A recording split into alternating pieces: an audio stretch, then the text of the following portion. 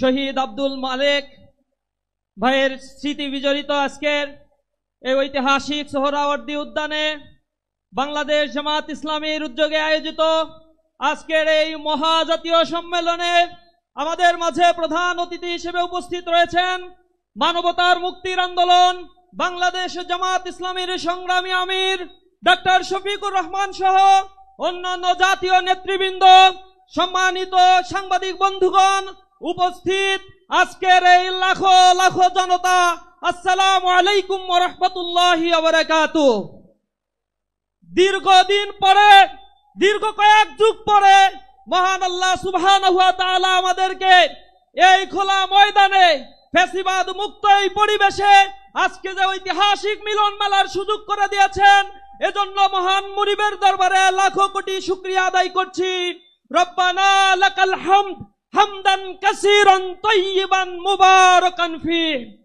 সংগ্রামী উপস্থিতি, আজকে যে 7 দফা দাবি নিয়ে জামাত ইসলামীর মহাসমাবেশের আয়োজন হয়েছে, ইন্টারিম গভর্নমেন্টের কাছে বিনীতভাবে অনুরোধ জানাই তারা অনতি বিলম্বে গণ এই দাবি মেনে নিয়ে একটি সুষ্ঠু নির্বাচনের ব্যবস্থা করবেন।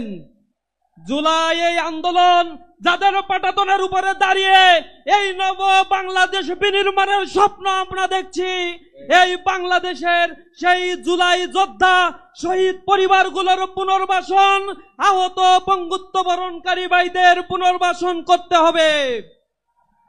পাশাপাশি জুলাই ঘোষণাপত্র অনতি বিলম্বে সংবিধানের অন্তর্ভুক্ত করতে হবে এবং এই জুলাই মাসেই জুলাই ঘোষণাপত্র দিতে হবে। সংগ্রামী উপস্থিতি, এই আন্দোলনের সূতিকাগার সূত্র যেখান থেকে হয়েছিল এই ক্যাম্পাসগুলোতে আমরা দেখেছি, ক্যাম্পাসে বিগত ফ্যাসিবাদের আমলে শিক্ষা ব্যবস্থাকে ধ্বংস করে দেওয়া হয়েছে। শিক্ষা সংস্কার কমিশন গঠনের জন্য আমি উদাত্ত আহ্বান জানাচ্ছি।